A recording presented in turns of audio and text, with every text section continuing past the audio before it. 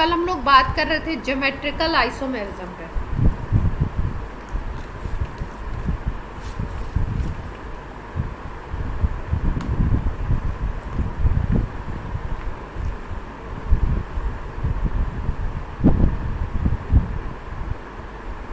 आवाज क्लियर है सबको?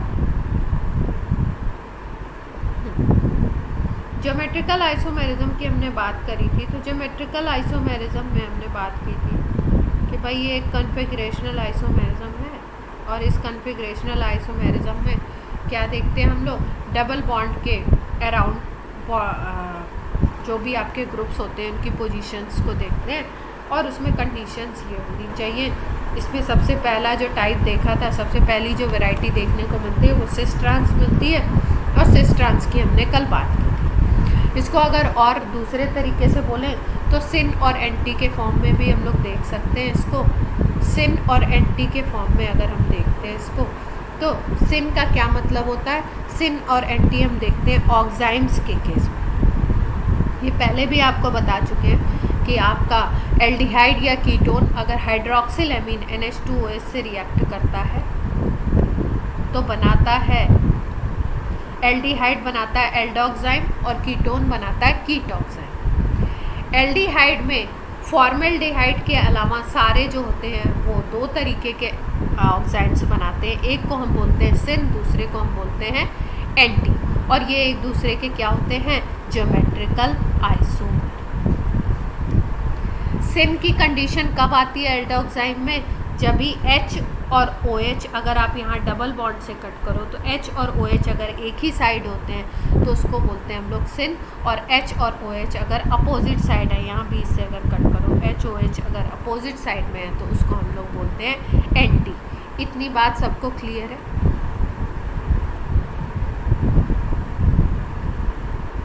अब हम बात करते हैं कीटोक्साइम की। तो कीटोक्साइम तब बनते हैं जब कीटोन रिएक्ट करता है NH2OH से, लेकिन इसमें एक स्पेशल कंडीशन है। अगर सिमेट्रिकल कीटोन लोगे तो ऑक्साइम्स में ये दो तरीके के आपको नहीं दिखाई देंगे।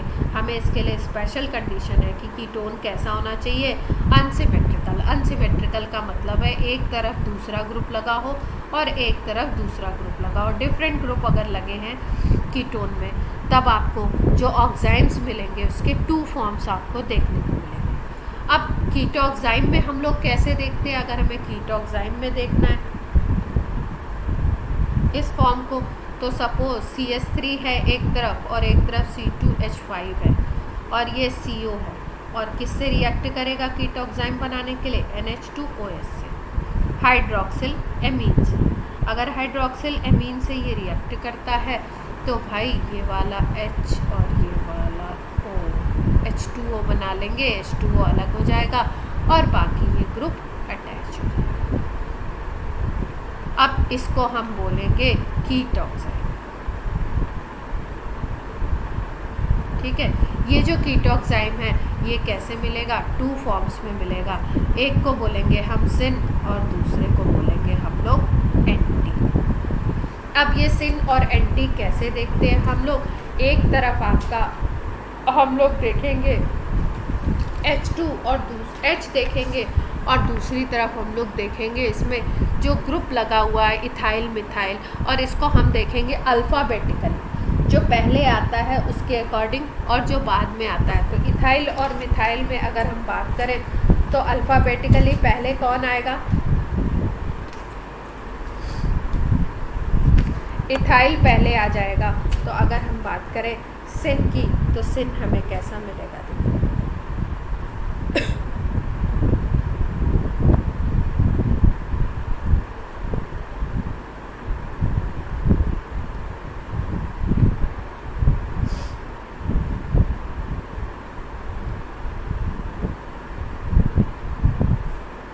और अगर हम एंटी फॉर्म की बात करें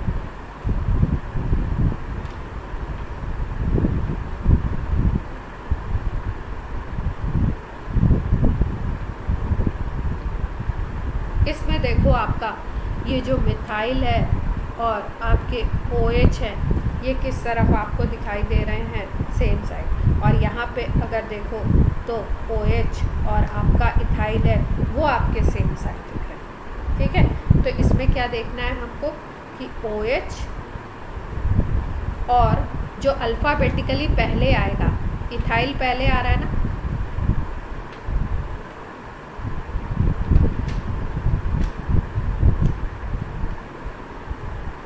वो अगर आपके सेम साइड में होते हैं तो हो जाएगा आपका सिन, और अगर वो अपोजिट साइड में होते हैं तो कौन सा फॉर्म आ जाएगा, एंटी।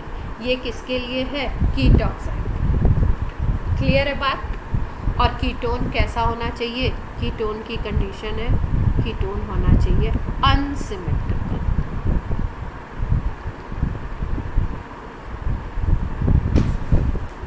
अब अगर हम बात करें और भी देख सकते हैं, जैसे कि अगर जैसे यहाँ पे देखो हाइड्रोजोन्स है, हाइड्रोजोन्स देखो कैसे बनते हैं।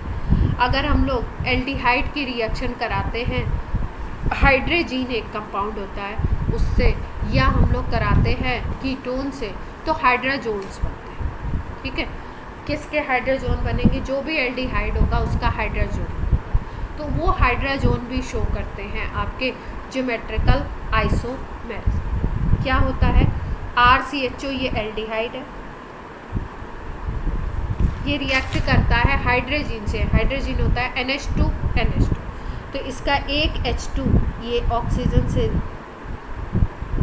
रिएक्ट करके H2O बना लेगा, H2O के फॉर्म में निकल जाएगा, और यहाँ पे डबल बॉन्ड से N अटैच हो जाएगा। ठीक है, अब इसके दो फॉर्म हमें दिखाई दे रहे हैं, कैसे कैसे, एक में क्या है H और NH2 एक ही साइड है, और एक में H और NH2 डिफरेंट साइड है।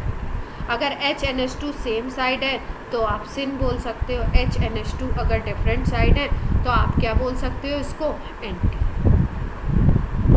क्लियर है बात। इसके बाद अगर हम बात करें ज्योमेट्रिकल आइसोमेरिज्म की एजो कंपाउंड्स में, एजो कंपाउंड्स ऐसे होते हैं जिसमें N डबल बॉन्ड N और ये सिंगल बॉन्ड, इस तरीके की बॉन्डिंग हमको दिखाई देती है, उनको हम बोलते हैं ऑर्गेनिक के आपके एजो कंपाउंड। तो एजो कंपाउंड्स अगर हम देखते हैं किसी के, तो उसमें हमें देखने को मिलता है सिन और एंटी। अब सिन और एंटी यहाँ पे किस बेसिस पे देखा जाएगा, यहाँ पे देखा जाता है कि जो ग्रुप अटैच है, हाइड्रोजन है, या आपका यहाँ पे pH दिया हुआ, pH का मतलब C6H5 फिनाइल की बात कर रहे हैं, ये वाला ग्रुप है, और लोन पेयर जो नाइट्रोजन का है उसकी पोजीशन क्या है। अब अगर आप देखिए यहाँ पे, अगर हम देखें तो आपको सिन कब बोल रहे हैं, जब हाइड्रोजन हाइड्रोजन दोनों सेम साइड पे हैं, और लोन पेयर कहाँ पे है, सेम साइड। लेकिन अगर अपोजिट साइड में दिखाई दे रहे हैं तो हम लोग उसको बोलते हैं एंटी, और सेम साइड पे होंगे तो क्या बोलेंगे उसको, सिन। जैसे कि यहाँ पे देखिए LP एक साइड है तो सिन हो गया, LP डिफरेंट साइड हो गया तो एंटी। क्लियर। अब अगर रिंग स्ट्रक्चर है तो रिंग स्ट्रक्चर में आप कैसे देखोगे, रिंग स्ट्रक्चर में भी ज्योमेट्रिकल आइसोमेरिज्म देखने को मिल सकता है। रिंग स्ट्रक्चर में हम लोग सीधा सीधा देख लेते हैं भाई। अगर हमने जैसे आपको डबल बॉन्ड में भी बताया था कि डबल बॉन्ड में आप अगर डायगोनल पे सेम ग्रुप होता है तो क्या बात होती है, डायगोनल पे अगर सेम ग्रुप है तो क्या बोलते हैं उसको, सिस बोलते हैं या ट्रांस बोलते हैं। ठीक है, और डायगोनल पे अगर डिफरेंट ग्रुप होगा तो क्या बोलेंगे उसको,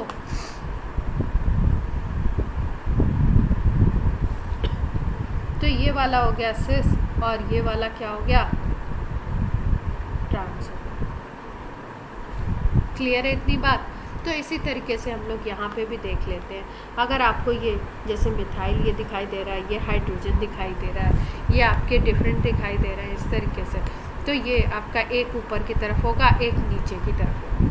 तो अगर इस तरीके से अपोजिट पैटर्न दिखाई दे रहा है तो वो सिस है, और अगर मिथाइल देखिए एक इस तरीके से एक नीचे की तरफ, ये दोनों क्या हैं आपके सेम ग्रुप लगे हुए हैं तो इसको हम ट्रांस बोलते हैं। इसी तरीके से यहाँ पे भी है, यहाँ पे भी है, और इन स्ट्रक्चर्स में कोई दिक्कत। ज्योमेट्रिकल आइसोमेरिज्म, यहाँ पे डबल बॉन्ड आपको नहीं दिखाई दे रहा है, लेकिन ज्योमेट्रिकल आइसोमेरिज्म शो हो रही है। क्यों? क्योंकि ये रिंग स्ट्रक्चर है, और रिंग स्ट्रक्चर में अगर आप रोटेट करना चाहो तो रोटेशन नहीं हो पाता है। कैसा होता है? Restricted rotation.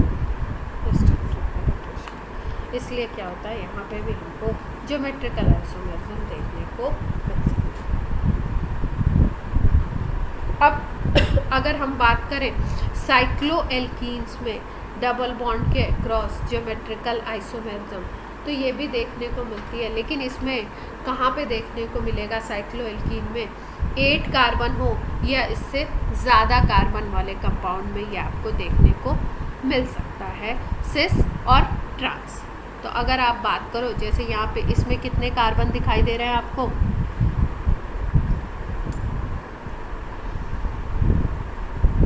फर्स्ट वाले कंपाउंड में कितने कार्बन है टोटल? 8 कार्बन है। सेकेंड वाले में कितने हैं?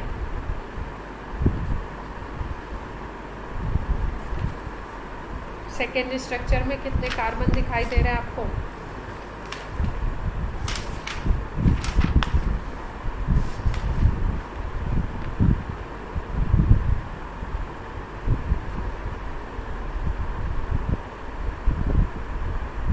इसमें भी 8 दिख रहे हैं, ठीक है। इसको देखो, इस कंपाउंड को, इसमें कितने?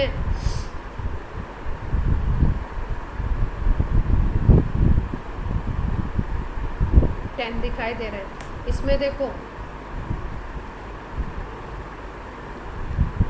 इसमें भी 10 कार्बन है, ठीक है। ये इसी का बनाया गया सिस और आपका ट्रांस बनाया गया। अगर आप देखो तो इसमें डबल बॉन्ड के देखो ऊपर की तरफ हाइड्रोजन अटैच है, ठीक है। और यहाँ पे अगर देखो तो डबल बॉन्ड ये है, और डबल बॉन्ड में इसको अगर अबव द प्लेन बोलो तो ये दूसरी तरफ अटैच है। तो ये इसका ये सिस फॉर्म है, और ये कौन सा फॉर्म है इसका? ट्रांस।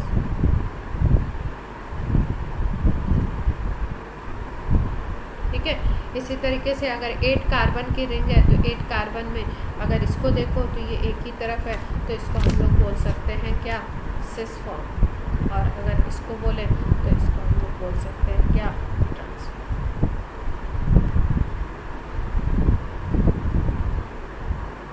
और देखो एक लाइन और लिखी हुई है, due to ring strain in smaller cycloalkene transform does not exist. अगर छोटा आप एल्कीन ले लोगे तो उसमें आप सिस ट्रांस दोनों को नहीं देख सकते, एक ही फॉर्म दिखता है, क्योंकि उसमें क्या होगा? छोटी रिंग होगी तो उसमें स्ट्रेन ज़्यादा होगा। अब अगर हम बात करें एक टर्म हम लोग पढ़ते हैं डायस्टीरियोमर्स, सुना है इसके बारे में? मतलब ऐसे स्टीरियो आइसोमर्स जिसमें जो आपके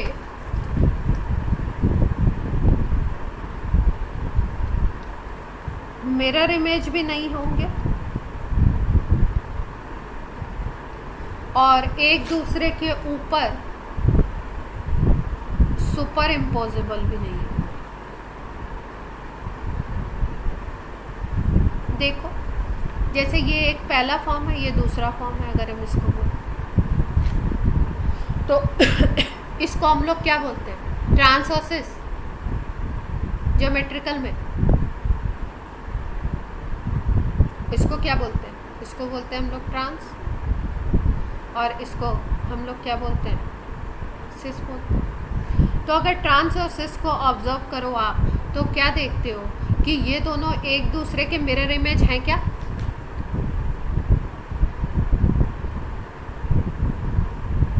मिरर इमेज भी नहीं है। और अगर इनको हम देखें तो ये एक दूसरे के ऊपर सुपर इम्पोज किए जा सकते हैं।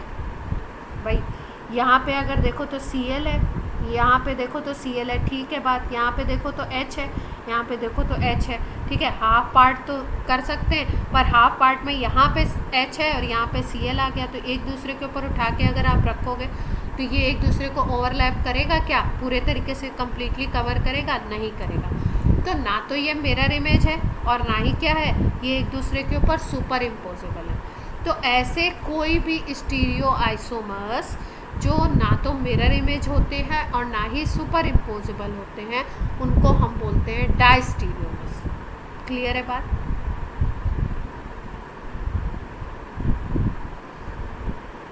जैसे ये आपके ये देखिए, ये टर्म अभी हम लोग बाद में पढ़ने वाले थे। ये ज़्यादातर हम लोग पढ़ते हैं सिंगल बॉन्डेड कंपाउंड में, ठीक है, जिसमें डबल बॉन्ड नहीं होता है।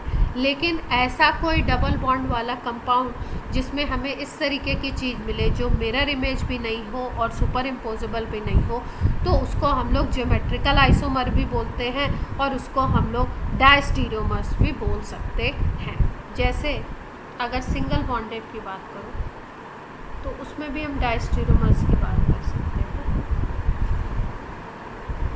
साथ के साथ बताती हूँ, अभी बाद में भी बताना है इसको आपको डिटेल, फिर भी साथ के साथ जो हम लोगों ने RS नॉमेनक्लेचर पढ़ा था ना अभी,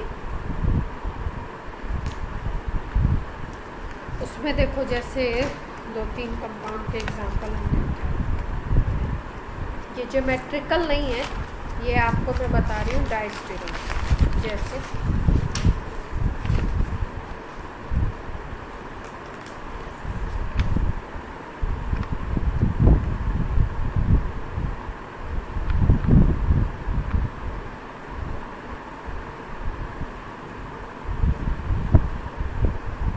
COH है, OH है, H है, H है, OH है और यहाँ पे COH। देख पा रहे? ये डबल बॉन्ड तो इसमें है नहीं, तो ज्योमेट्रिकल आइसोमेरिज्म में क्या होना चाहिए, या तो इस तरीके का रेस्ट्रिक्टेड रिंग स्ट्रक्चर हो या तो आपका डबल बॉन्ड हो, तो ज्योमेट्रिकल आइसोमेरिज्म होती है। लेकिन ये दूसरे तरीके की आइसोमेरिज्म है, इसमें हम लोग अगर R और S लिखते थे तो कैसे लिखते थे? RS लिखना होता था तो हमें भाई ये वाला कार्बन भी क्या है आपका,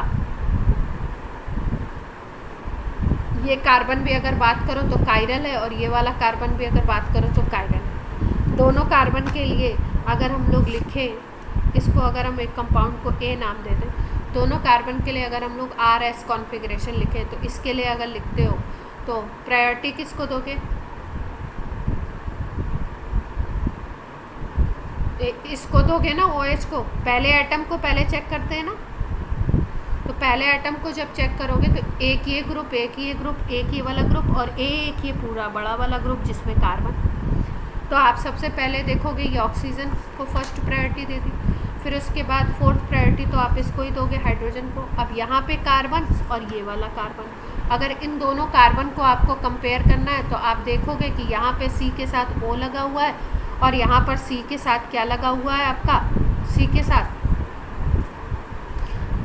यहाँ पे OH भी लगा हुआ है और यहाँ पे C के साथ C लगा हुआ है। अगर आप देखो इस कार्बन को, अगर सेकंड को ऑब्जर्व करो तो यहाँ पे OH लगा हुआ है और यहाँ पे क्या लगा हुआ है, C। यही तो है अटैचमेंट, और एक तरफ H है। लेकिन अगर इस कार्बन को आप ऑब्जर्व करो ऊपर वाले को, तो ऊपर वाले कार्बन को अगर आप देखते हो तो इसके साथ क्या अटैच है, इसके साथ OH तो अटैच ही है लेकिन एक डबल बॉन्ड से O अटैच है। और डबल बॉन्ड को मैंने क्या बताया था कि 2 O मान लो आप। तो अगर इस पूरे ग्रुप को देखो और इस ग्रुप को देखो तो प्रायोरिटी में ये वाला आ जाएगा COH। ये बात सबको क्लियर है या नहीं? प्रायोरिटी में COH आ गया तो इसको सेकंड नंबर तुमने दे दिया तो इसको थर्ड दे दोगे। अब 1 2 3 करना होता है तो 1 2 3 जब आप रोटेट करोगे तो ऐसे होगा, ठीक है। तो आपका क्या आना चाहिए, कौन सी डायरेक्शन है, क्लॉकवाइज एंटी क्लॉकवाइज? ये आपको डायरेक्शन दिख रही है एंटी, ठीक है, तो एंटी के अकॉर्डिंग ऐसा होना चाहिए। लेकिन हाइड्रोजन अगर हॉरिजॉन्टल लाइन में होता है तो जस्ट अपोजिट कॉन्फ़िगरेशन होता है। तो हाइड्रोजन कहाँ पे है, हॉरिजॉन्टल है। तो आपका कॉन्फ़िगरेशन क्या मिलना चाहिए, R मिलना चाहिए। यहाँ तक सबको क्लियर है? अगर हाइड्रोजन वर्टिकल लाइन पे होता तो हम लोग सीधे सीधे S बोल देते, लेकिन हाइड्रोजन कहाँ पे था आपका, हॉरिजॉन्टल। अब अगर आप सेम चीज़ बोलो तो ये वाला जो फर्स्ट कार्बन है ये आपका हो गया R। अगर आप सेकंड के लिए देखो तो सेकंड के लिए क्या हो जाएगा, सेकंड के लिए भी भाई ये 1 हो गया तो ये वाला 2 हो जाएगा और ये वाला 3 हो जाएगा और ये वाला 4 हो जाएगा। अभी इसमें करो 1 2 3 तो ऐसे आएगा। ठीक है, तो ये क्लॉकवाइज आ रहा है, लेकिन क्लॉकवाइज के अकॉर्डिंग आर होना चाहिए था, लेकिन एच कहाँ पे है, हॉरिजॉन्टल है, तो जस्ट अपोजिट हो जाएगा, तो ये वाला एस होगा। इतनी बात क्लियर है। ये कंपाउंड है अपना ए। अब एक दूसरा कंपाउंड बी दिया हुआ है, देखो ध्यान से, यहाँ पे है OH OH। ये क्वेश्चन कई बार इस तरीके के आते हैं, 3-4 कंपाउंड दे देते हैं और पूछते हैं कौन सा डायस्टेरोमर्स है, कौन सा एनेंशियोमर है, कौन सा क्या है, कौन सा आइडेंटिकल है। तो अगर इसकी बात करो, इसको देखो, तो इसमें अगर आप देखो तो इसके कॉन्फ़िगरेशन से जस्ट अपोजिट हो सकता है क्या? देखो यहाँ पे COH है, यहाँ पे H है, यहाँ पे OH है, ठीक है, बाकी नीचे वाले ग्रुप सेम है। तो आप ये देख सकते हो कि COH और यहाँ पे OH हो गया, यहाँ पे H हो गया, ठीक। तो हमें निकालने की ज़रूरत नहीं है। अगर आपको इस नीचे वाले ग्रुप सब सेम है तो आप क्या कर सकते हो, नीचे अगर कार्बन ही है और सारा स्ट्रक्चर सेम है तो आप इसको देख के इसका भी लिख सकते हो। जब कैलकुलेट करके निकालोगे तो इसका जस्ट अपोजिट आएगा। अगर यहाँ पे H, यहाँ पे OH है और यहाँ पे OH, यहाँ पे H है, जस्ट अपोजिट कंडीशन है, तो कैलकुलेट करोगे तो ये ऐसा है, ठीक। अब अगर इसको देखो नीचे वाले को, तो यहाँ पे H, यहाँ पे OH, इधर COH, बाकी ऊपर की पोजीशन सेम है, तो यहाँ पे H, यहाँ पे OH। तो अगर ये क्या आया था आपका आंसर, ये आया था S, तो ये क्या होगा R। और मेथड से भी कैलकुलेट करोगे तो ये। फिर उसके बाद देखो एक और कंपाउंड है, ये B कंपाउंड था। अब हम बात करते हैं दूसरे कंपाउंड की। थोड़ा सा और पैटर्न चेंज कर दिया मैंने।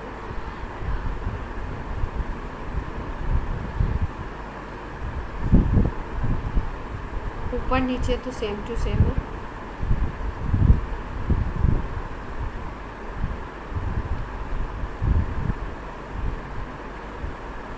ये C कंपाउंड है और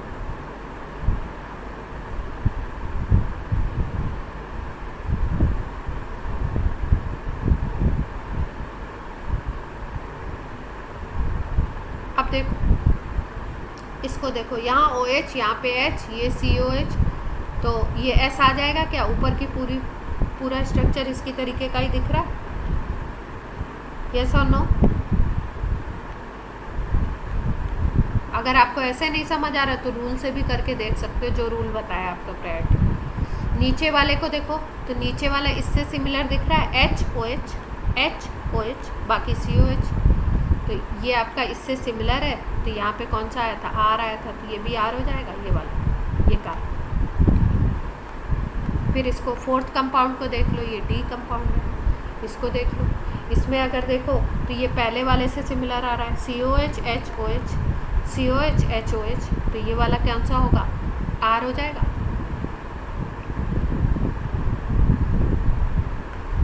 ठीक है, इसमें दोनों R आए थे,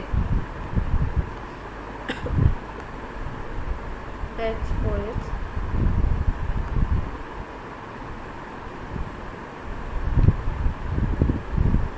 दोनों S होंगे। अच्छा, यस यस यस, क्योंकि ये क्लॉकवाइज में आ रहा था ना, इसका आंसर तो S था, तो ये इससे सेम है, तो ये ऐसा है, ठीक। अब फोर्थ स्ट्रक्चर की बात करो, फोर्थ में क्या सिमिलरिटी, इससे सिमिलरिटी दिखाई दे रही है आपकी, तो ये वाला कौन सा आ रहा है, आ रहा है। और नीचे वाले को देख लो, OH और H, तो ये किससे सिमिलरिटी दिख रही है आपकी, इससे दिख रही है। देख पा रहे हैं सब लोग? अब 4 कार्बन है, ऊपर नीचे दोनों आपके सेम ग्रुप लगे हुए हैं, तो आप किधर से भी काउंटिंग कर लो। अगर इसको पहला कार्बन बोलो, इसको दूसरा, इसको तीसरा, इसको चौथा, तो हम लोग क्या बोल सकते हैं, यहाँ पे कॉन्फ़िगरेशन R है, यहाँ पे कॉन्फ़िगरेशन S है, तो हम ऐसे बोल सकते हैं 2R3S, यस और नो? ये कार्बन की काउंटिंग कर रहे हैं, अलग कलर से कर देते हैं कार्बन की काउंटिंग। 1 2 सेकेंड कार्बन है, 3, ये 4th कार्बन, ठीक है। तो ये सेकेंड कार्बन है, इस पे R कॉन्फ़िगरेशन है तो 2R, ये थर्ड कार्बन है, इस पे S कॉन्फ़िगरेशन है तो 3S हो गया। इसी तरीके से यहाँ पे भी लिख लेते हैं। तो ये क्या आ जाएगा आपका 2S 3R आ जाएगा। और अगर थर्ड वाले को देखो तो 2S और ये क्या था HOH वाला, S ही था, 3S। और यहाँ पे देखो, यहाँ पे है 2R 3R, देख पा रहे? तो अब देखो डाइस्टीरियोमर्स वो कंपाउंड होंगे जिसमें एक तो सेम होगा और दूसरा डिफरेंट होगा। जैसे यहाँ पे अगर हम देखें A और B की अगर बात करो तो 2R 3S और यहाँ पे देखो 2S 3R, दोनों ही क्या हो गए, अपोजिट हो गए।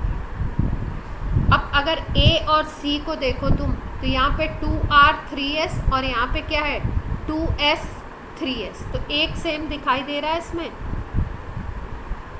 अगर A और D को देखो तो 2R 3S और यहाँ पे 2R 3R, इसका मतलब ये और ये सेम दिखाई दे रहे हैं, एक डिफरेंट है। अगर D और B को देखो, D और B को देखो तो 2R 2S और यहाँ पे 3R 3R, तो इसमें भी आप देख पा रहे हो एक सेम मिल रहा है। D और A को देख लो, किसी भी दो को देख लो, तो किस तरीके की कंडीशन हमें दिखाई दे रही है इसमें, उस कंडीशन को। जैसे क्या क्या कॉम्बिनेशन बन सकता है, A B को ले लो, C D को ले लो, A D को ले लो और D B को ले लो। और कोई कॉम्बिनेशन बन सकता है क्या? 4 कॉम्बिनेशन बन सकते हैं, तो चारों को देख लो।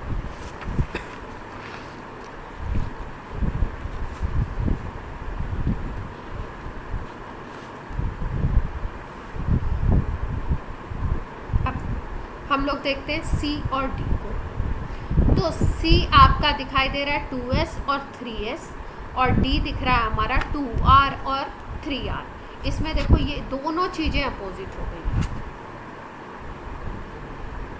2S 3S और 2R 3R, यही तो है। इस पे भी कॉन्फ़िगरेशन S से R हो गया और इस पे भी कॉन्फ़िगरेशन S से R हो गया, दोनों में चेंज हो गया। दोनों में जब चेंज हो जाता है तो ऐसे स्ट्रक्चर्स को हम बोलते हैं इनेंशियोमर्स। और जब केवल एक सेम रहे और दूसरा डिफरेंट हो जाए तो उसको हम बोलते हैं डाइस्टीरियोमर्स। तो देखो A और B को देख लो, A B को जब ऑब्जर्व करोगे तो 2R 3S और 2S 3R, 2R 3S और 3S 2R, देख पा रहे हो उसमें। इसमें क्या हो रहा है, R से S, S से R। और देखो A और D को देख लो, A में 2R 3S और D में 2R 3R।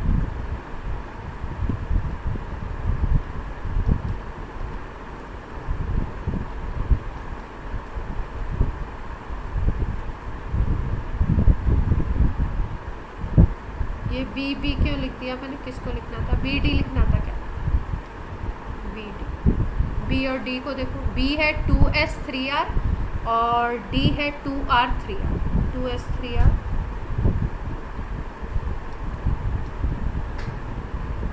और D है आपका 2R 3R। देखो इसमें केवल इसमें चेंज है, ये वाला लास्ट वाला सेम है।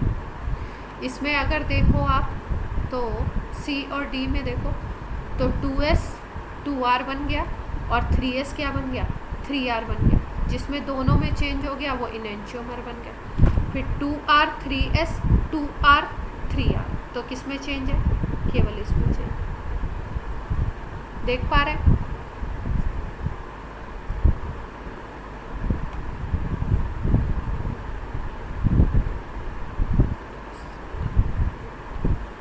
ये बी वाला 2s3r था ना, 2s3r, तो गलत कैसे लिखते हैं, 2s3r। हाँ जी, क्या कह रहे थे आप?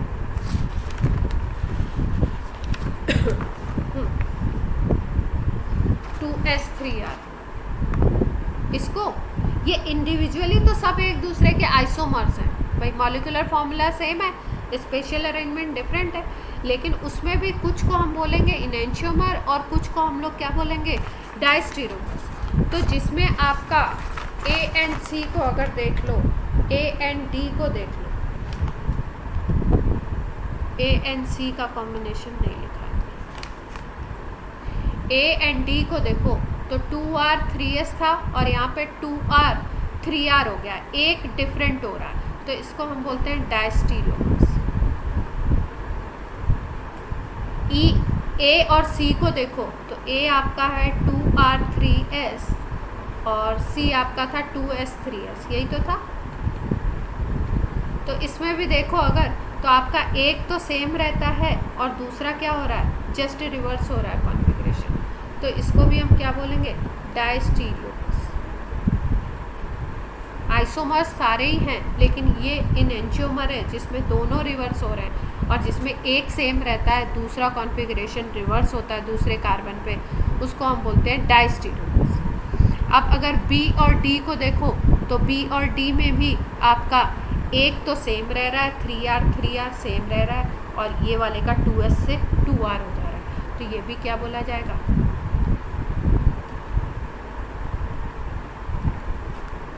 फर्स्ट को देखो ए और बी के कॉम्बिनेशन को देखो, 2r से हो जाता है 2s और आपका 3s से क्या हो जा रहा है, 3r। देखो दोनों चेंज हो रहे हैं क्या, तो दोनों जब चेंज होंगे तो उनको हम क्या बोलेंगे, इनेंशियोमर। एक दूसरे के ये इनेंशियोमर हैं और ये एक दूसरे के क्या बोले जाएंगे, डायस्टीरियोमर्स। क्लियर है बात?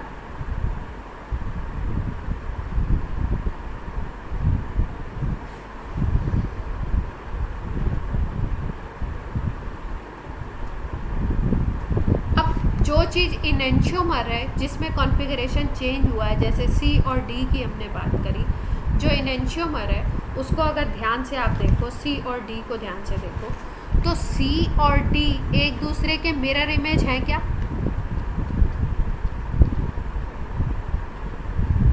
मिरर इमेज में क्या करना है, ऊपर नीचे का सेम रहता है, मतलब वर्टिकल लाइन सेम रहती है, लेफ़्ट को राइट में, राइट को लेफ़्ट में। तो अगर इसकी मिरर इमेज बनाओ सी की, तो वो डी जैसी बनेगी क्या, OH राइट आपका लेफ़्ट में है तो राइट में चला जाएगा, H इधर आ जाएगा। इस कार्बन पे देखो H अगर लेफ़्ट में है तो कहाँ चला जाएगा, राइट में चला जाएगा, और OH कहाँ है, राइट में है तो लेफ़्ट में आ जाएगा। तो ये दोनों एक दूसरे के मिरर इमेज हैं, सी एंड डी। लेकिन अगर एक दूसरे के ऊपर सुपर इम्पोज करो, मतलब एक को उठा के दूसरे के ऊपर रख दो, तो क्या ये एक दूसरे के ऊपर सुपर इम्पोज कर रहे हैं, एक दूसरे को कवर कर रहे हैं पूरे तरीके से, नहीं कर रहे हैं ना।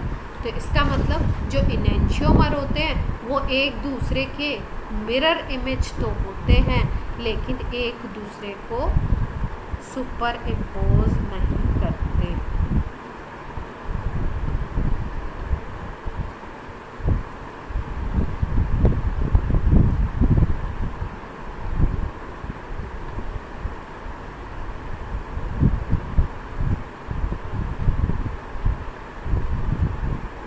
क्लियर है इतनी बात?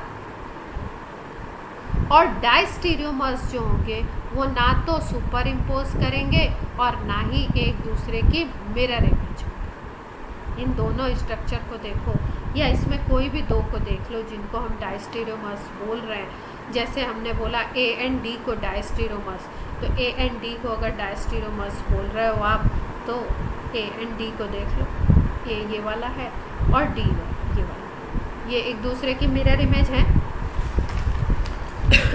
भाई एच एच है इधर की तरफ, तो राइट में जाना चाहिए एच एच, तो एक तरफ तो एच दिख रहा है लेकिन एक तरफ ओ एच दिख रहा है, तो मिरर इमेज भी नहीं बन रहा है, और एक दूसरे के ऊपर अगर रखो तो सुपर इम्पोज भी नहीं करेगा। तो ऐसे कोई स्टीरियो आइसोमर जो आपके क्या होते हैं, ना तो मिरर इमेज ना सुपर इम्पोज, डायस्टीरियोमर्स। और ऐसे जो मिरर इमेज होंगे लेकिन सुपर इम्पोज नहीं होंगे, इनेंशियोमर। क्लियर? तो अगर इस तरीके के स्ट्रक्चर आपको दिए जाते हैं तो आप कॉन्फ़िगरेशन वाइज देख लेंगे कि आपका, अगर छोटा मोटा स्ट्रक्चर देते हैं तब तो आपको ऐसे ही देख लेते हो आप, और RS कॉन्फ़िगरेशन भी आप लिख लोगे और आप इसको, और अगर आपको सीधे सीधे कॉन्फ़िगरेशन दिया हुआ इस तरीके से तो भी आप कैसे पहचानोगे? अगर एक सेम रहता है दूसरा चेंज होता है तो डायस्टीरियोमर्स, और अगर दोनों रिवर्स हो जाते हैं तो इनेंशियोमर। तो क्वेश्चन किसी भी तरीके से घुमाया जाए आप कर लोगे क्या, पहचान लोगे।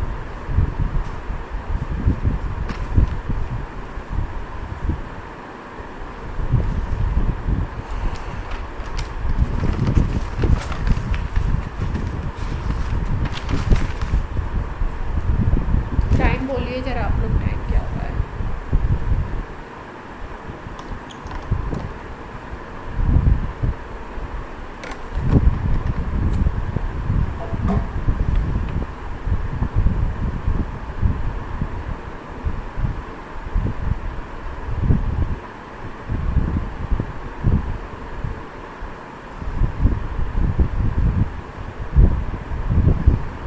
कॉन्फ़िगरेशन में क्या चेंज आया था?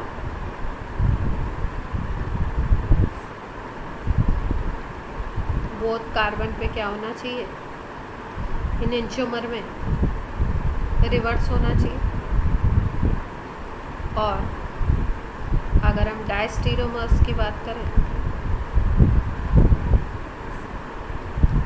तो ये ना तो मिरर इमेज है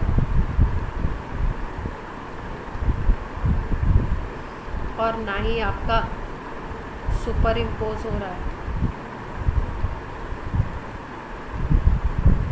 और on one carbon different configuration, या रिवर्स बोल सकते हो, डिफरेंट क्या होता है, एक दूसरे का reverse, and on one carbon same configuration. Clear है बात? अब इसमें EZ भी बोल सकते हैं। EZ का क्राइटेरिया मैंने क्या बताया था कि डबल बॉन्ड के दोनों तरफ हम लोग इसको क्या करते हैं, एटॉमिक वेट, मॉलिक्यूलर वेट की बेसिस पे, हल्के भारी की बेसिस पे हम लोग अरेंज कर लेते हैं। अगर हैवी वाले दोनों अपोजिट साइड आते हैं तो E बोल देते हैं, और अगर हैवी वाले दोनों कहाँ आते हैं, सेम साइड आते हैं, तो हम लोग उसको क्या बोल देते हैं, हैवियर अगर आपके अपोजिट आ जाते हैं तो उसको हम लोग क्या बोल देते हैं, E बोल देते हैं, और हैवियर अगर आपके सेम साइड आ जाते हैं तो उसको हम लोग क्या बोलते हैं, Z बोल देते हैं। क्लियर है बात? ये पहले भी बता चुके हैं आपको एग्जांपल से EZ।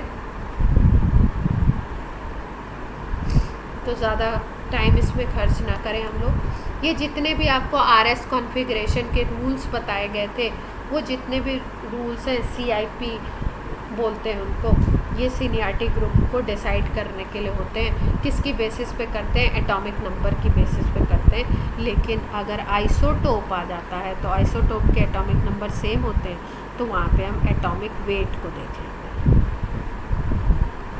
ठीक है, जैसे मान लो हाइड्रोजन है, ड्यूटेरियम है, ट्राइटियम है, तो प्रायोरिटी किसको दोगे? ट्राइशियम को दोगे। ऑक्सीजन के आ गए अगर आपके 17 आ गया, 18 आ गया ऑक्सीजन का, तो हम लोग किसको प्रायोरिटी देंगे? 16, 17, 18 वाले में सबसे ज़्यादा हाईएस्ट प्रायोरिटी किसको मिलेगी? 18 वाले को मिलेगी। यस और नो? तो वैसे तो हम लोग क्या देखते हैं, कंपाउंड का जो एटम होता है उसको हम लोग एटॉमिक नंबर देखते हैं, लेकिन अगर आपके आइसोटोप्स आ गए तो वहाँ पे एटॉमिक वेट देखना पड़ता है। जैसे यहाँ पे देखो, फर्स्ट एटम की हायर एटॉमिक नंबर देखा गया है, तो हायर एटॉमिक नंबर में यहाँ पे फ्लोरीन का 9 होता है, ऑक्सीजन का आपका 8 होता है, नाइट्रोजन 7 पे है, कार्बन 6 पे है, इसलिए प्रायोरिटी इस तरीके से आपकी बताई गई है। ये क्लियर है बात, पहले भी हो चुकी है। फर्स्ट आइडेंटिकल है तो सेकंड को देखो, सेकंड अगर आइडेंटिकल है तो फिर उससे ग्रुप अटैच को देखो, या थर्ड एटम को देखो कि थर्ड एटम कौन सा है, या ग्रुप अगर बन रहा है तो किस तरीके की चेन बन रही है। और इसको हम लोगों ने ऑर्गेनिक में भी देखा था, पूरा पाथवे से भी चेक किया था कि एक तरफ अगर डिफरेंट पाथवे है, दूसरी तरफ डिफरेंट पाथवे है, तो दोनों पाथवेज को हम लोग कंपेयर करते हैं। क्लियर है बात। यहाँ पे देखो CH2 CH3 CH2F CH2Cl और CH2Br, यहाँ पे किस तरीके से कंपेयर किया इन्होंने, पहले एटम को देखा, फिर उसके बाद दूसरे एटम को देखा हाइड्रोजन, तीसरे को देखा हाइड्रोजन। तो इस पे आपके अगर देखो तो इधर हाइड्रोजन और फिर इसके बाद इधर कार्बन हो गया। ये फर्स्ट की अगर बात करो, यहाँ पे देखो तो दो तो हाइड्रोजन सिमिलरिटी हो गई, तीसरे पे फ्लोरीन आ गया। तो कार्बन का एटॉमिक नंबर 6 था और इसके बाद यहाँ पे पोजीशन फ्लोरीन को मिल गई ये वाले एटम में, तो यहाँ पे क्या आ गया आपका, इसको प्रायोरिटी मिल गई, इसका 9 एटॉमिक नंबर है। फिर उसके बाद अगले को अगर देखो तो यहाँ पे क्या हो गया, यहाँ पे क्लोरीन आ गया, अटैच हो गया आगे। तो क्लोरीन अगर अटैच हो गया तो 17 एटॉमिक नंबर। फिर ब्रोमीन हो गया, ब्रोमीन का एटॉमिक नंबर कितना होता है, 35।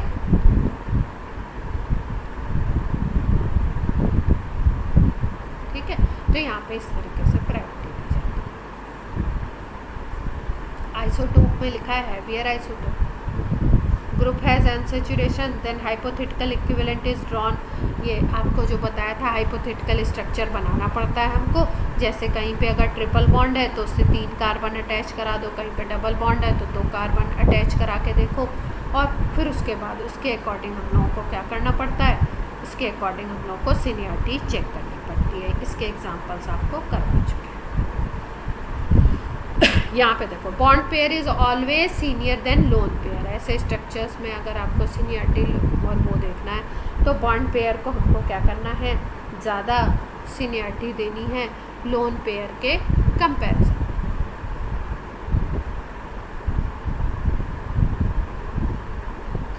ज्योमेट्रिकल आइसोमर अगर हमें कंपाउंड में पता करने हैं कि किसी कंपाउंड के कितने ज्योमेट्रिकल आइसोमर्स हैं, तो उसमें हम लोगों को एक फॉर्मूला होता है। अगर आपका सबसे पहला केस होता है कि डिसिमिलर एंड्स हैं, मतलब R1 और R2 आपके डिफरेंट हैं। जैसे यहाँ C डबल बॉन्ड C है और इधर एक ग्रुप R1 लगा हुआ है, इधर R2 लगा हुआ है। अगर ये R1 R2 आपके डिफरेंट हैं तो हमें अगर निकालना होता है ज्योमेट्रिकल आइसोमर का नंबर, तो आता है 2⁻n और n होता है number of double bond.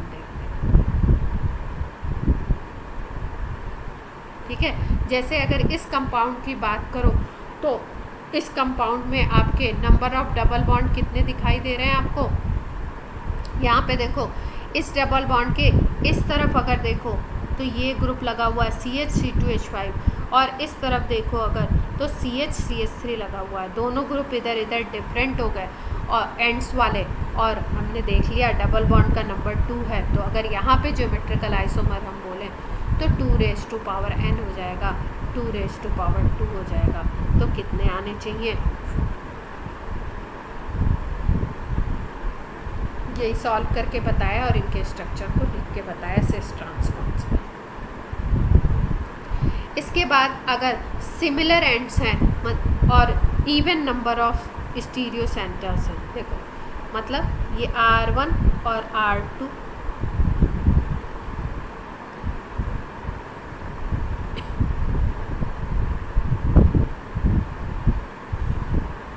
R1 R2 मतलब जो एंड्स वाले आपके ग्रुप्स हैं वो क्या हैं, आपके सिमिलर हैं।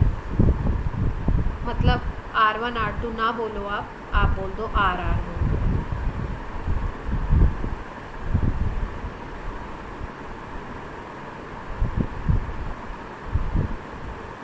तो उसमें 2 कंडीशन है, उसमें 2 कंडीशन क्या है कि आपका अगर इवन नंबर है आपका किसका, डबल बॉन्ड का, डबल बॉन्ड आपको इवन नंबर में दिखाई दे रहे हैं, तो ज्योमेट्रिकल आइसोमर्स का फॉर्मूला ये है 2⁻n-1 प्लस 2n/2 - 1।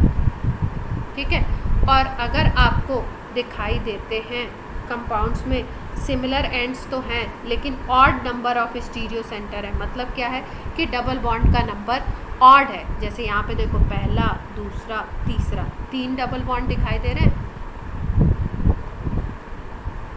तो इसका मतलब ये डबल बॉन्ड का नंबर क्या हो गया, ऑड नंबर आ गया। और एंड्स पे अगर देखो तो यहाँ पे CH3 CH, यहाँ पे CH CH3, एंड पे सेम है, तो एंड पे अगर सेम हो और ऑड नंबर हो तो उसके लिए फॉर्मूला अलग हो जाता है। और आपका अगर एंड पे सेम है और इवन नंबर है तो उसके लिए फॉर्मूला अलग है। 3 केसेस याद रखने। सबसे पहला वाला था एंड पे डिफरेंट, मतलब एंड आपके डिफरेंट है। यहाँ पे देखो CH CH3, यहाँ पे CH C2H5, तो इसमें सीधे सीधे फॉर्मूला है 2⁻n। जितने डबल बॉन्ड है वो आप n वो नंबर है और 2 के पावर में लगा दो, उतने आइसोमर्स बनने चाहिए। लेकिन अगर आपके सिमिलर एंड्स दिखाई दे रहे हैं तो उसमें हमें देखना पड़ता है कि डबल बॉन्ड का नंबर इवन है या डबल बॉन्ड का नंबर ऑड है। इवन के लिए ये फॉर्मूला यूज़ करते हैं हम लोग और ऑड के लिए लोग। क्लियर है बात?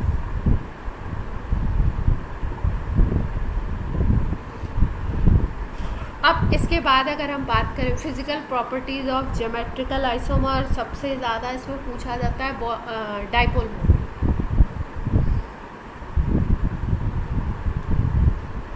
कि भाई ये जो ज्योमेट्रिकल आइसोमर्स हैं इसमें डाइपोल मोमेंट की क्या पोजीशन होती है। जैसा कि देखो स्ट्रक्चर एक दिया हुआ है, फर्स्ट एंड सेकंड, कौन सा कंपाउंड है, कंपाउंड का नेम बोल दो।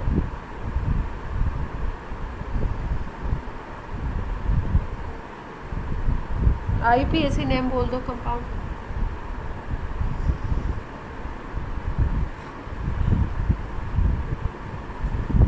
कंपाउंड है आपका 1,2-डाइब्रोमो एथीन है ना,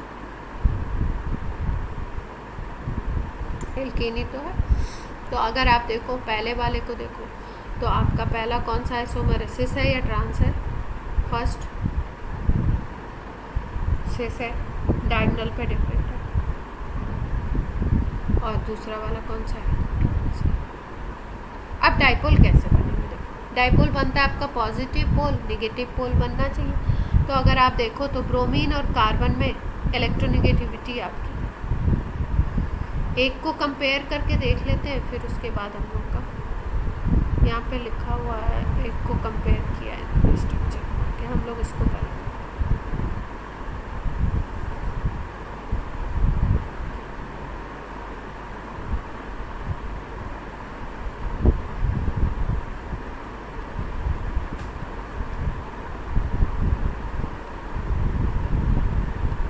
यही था ना,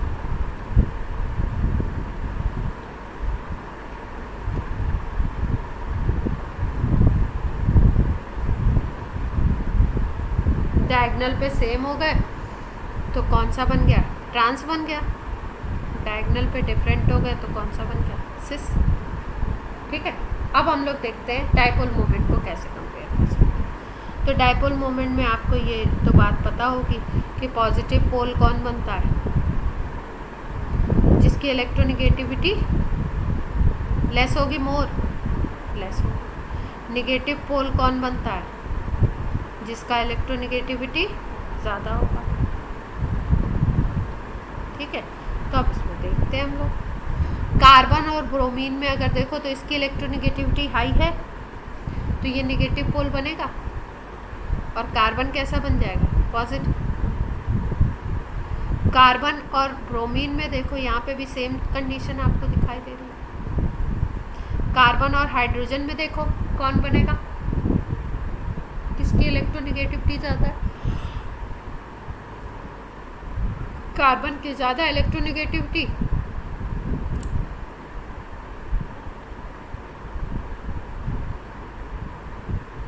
सही लिखा है मैंने। अब डाइपोल मोमेंट का डायरेक्शन देख लो आपका, इधर अगर देखो तो पॉजिटिव टू नेगेटिव होगा ये वाला डाइपोल। इसको देखो तो क्या होगा, पॉजिटिव टू नेगेटिव। इसको देख लो अगर तो पॉजिटिव टू नेगेटिव। इसको देख लो तो पॉजिटिव टू नेगेटिव। सारे एक दूसरे को अपोजिटली क्रॉस कर रहे हैं, कैंसिल कर देंगे। कैंसिलेशन हो जाएगा यहाँ पे, तो इसमें क्या होगा, डाइपोल मोमेंट ज़ीरो आ जाएगा। वेक्टर्स हैं ये, क्लियर है सबको बात। अब सिस में देख लेते कैसा पैटर्न बनता है। सिस में अगर देखो तो कार्बन हाइड्रोजन में आपकी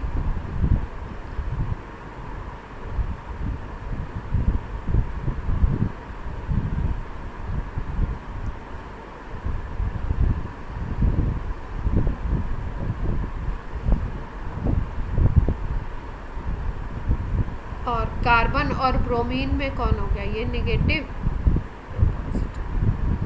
ये निगेटिव।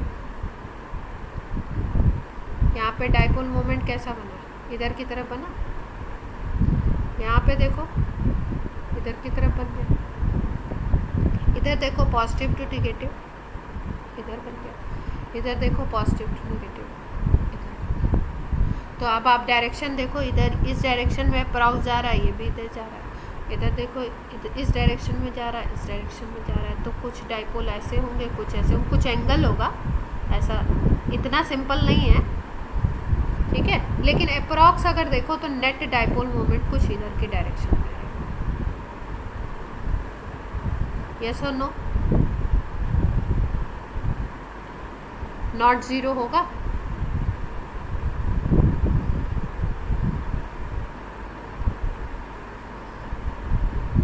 तो सिस में नॉन ज़ीरो दिखता है, और अगर ट्रांसफॉर्म देखते हैं तो उसमें हमें क्या मिल जाता है, ज़ीरो।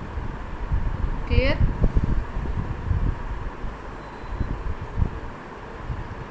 इसके पहले भी इन्होंने कोई ये एग्जांपल लेके बताया।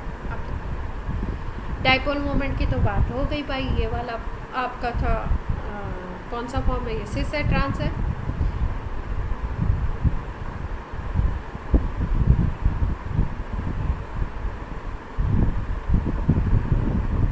जल्दी बताओ, ये वाला फॉर्म कौन सा है, सिस है, ट्रांस। हाँ, फर्स्ट।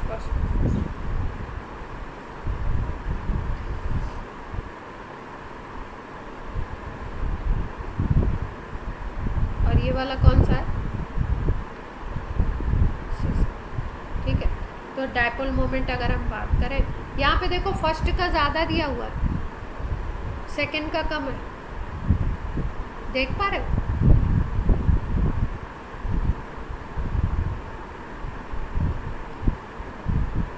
तो ये कैसे हुआ,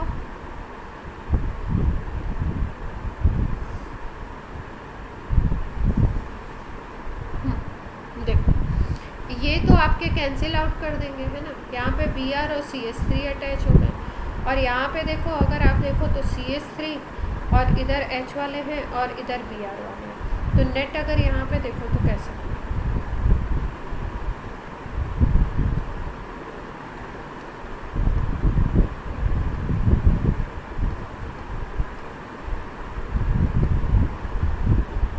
मान लो ये दोनों एक दूसरे को कैंसिल आउट कर देते हैं, लेकिन यहाँ पे अगर इस कार्बन और इस कार्बन की बात करो तो इधर की तरफ है, और इस कार्बन और इस कार्बन की बात करो तो डाइपोल मोमेंट इधर आए।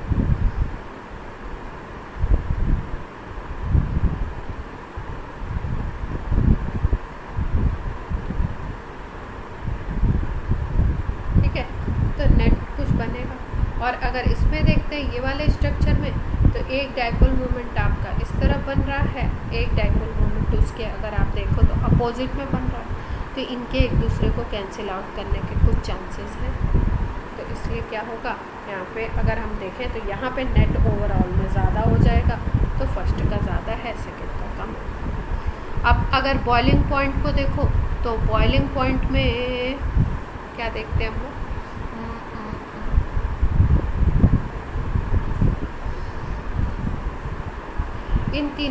इन दोनों स्ट्रक्चर को अगर हम कंपेयर कर रहे हैं तो हम लोग क्या देख पा रहे हैं कि सारी चीज़ें ही आपकी फर्स्ट की ज़्यादा है। डाइपोल मोमेंट भी, बॉइलिंग पॉइंट भी, सॉल्युबिलिटी भी, मेल्टिंग पॉइंट भी, और स्टेबिलिटी भी। स्टेबिलिटी फर्स्ट की क्यों ज़्यादा हुई,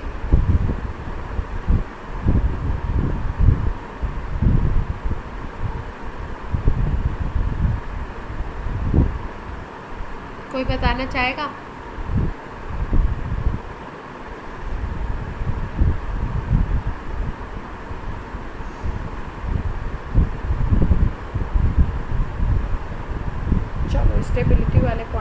भी छोड़ते क्योंकि आपको कोई भी इफ़ेक्ट नहीं बताया ना। तो इसका मतलब हमेशा हम लोग ये ध्यान नहीं रखेंगे कि भाई हमेशा जो है आपका सिस ट्रांस का आपका ज़ीरो आएगा और सिस का ऐसे आएगा। अगर सिमिलर ग्रुप सेम ग्रुप लगे हुए हैं तब तो ऐसी चीज़ होगी कि ट्रांस का डाइपोल मोमेंट ज़ीरो आएगा और सिस का आपका नॉन ज़ीरो आएगा, या आपका ट्रांस का ज़ीरो सिस का नॉन ज़ीरो, ट्रांस का हमेशा कम और सिस का हमेशा ज़्यादा। ये कंडीशन आपकी चेंज भी हो सकती है डिपेंडिंग ऑन द ग्रुप अगर अलग अलग लगे हुए हैं, जैसे कि ये आपके 3 केस दिए हुए हैं, इन तीनों केस में अलग अलग चीज़ें दी हुई हैं, तो इनको हम लोग डाइपोल मोमेंट के अकॉर्डिंग अरेंज करके देखें। ठीक है, अब जैसे डाइपोल मोमेंट के लिए बोला है, cis isomer has resultant dipole moment while trans isomer dipole moment cancel out. ठीक है, ये फर्स्ट और सेकंड इस केस की बात कर रहे हैं। बॉइलिंग पॉइंट की अगर बात करो, molecules having higher dipole moment have high boiling point due to larger intermolecular force of attraction।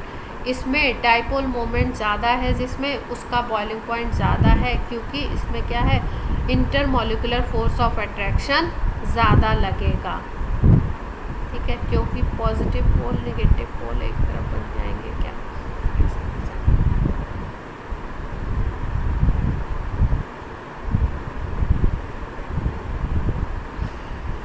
और जो भी जिसका डाइपोल मोमेंट ज़्यादा है इसका मतलब वो पोलर ज़्यादा है, और जो चीज़ पोलर ज़्यादा होगी वो वाटर में ज़्यादा सॉल्युबल होगी, क्योंकि वाटर कैसा सॉल्वेंट है आपका, पोलर सॉल्वेंट, H+OH- बनते हैं। मेल्टिंग पॉइंट की अगर बात करो तो मेल्टिंग पॉइंट को हम देखेंगे कि वो उसमें सिमेट्री ज़्यादा है या कम है। सिमेट्री अगर ज़्यादा है, लैटिस कैसा है, अगर उसकी पैकिंग ज़्यादा अच्छी है तो उसका आपका मेल्टिंग पॉइंट ज़्यादा होगा, लेकिन अगर उसकी पैकिंग बेकार है, पैकिंग ख़राब है, तो उसका मेल्टिंग पॉइंट कम होगा। सिमेट्री की अगर बात करो तो सिस सिमेट्रिकल होता है या ट्रांस सिमेट्रिकल होता है।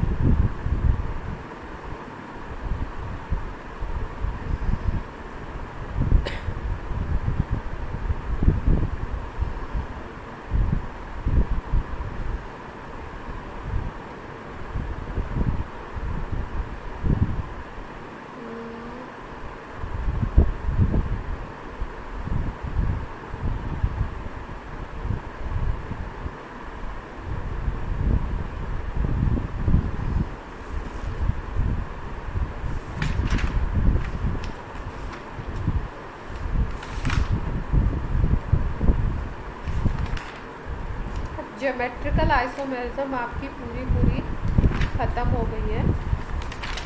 अब हम लोग करेंगे ऑप्टिकल आइसोमेरिज्म, और फिर इसके बाद एक कन्फर्मेशनल वाली बची हुई है, जिसको थोड़ा बहुत हम लोगों ने शायद 11th में भी किया था, आपको स्टैगर्ड इक्लिप्स ये फॉर्म्स बताए थे। अब हम लोग करेंगे ऑप्टिकल, और ऑप्टिकल के बाद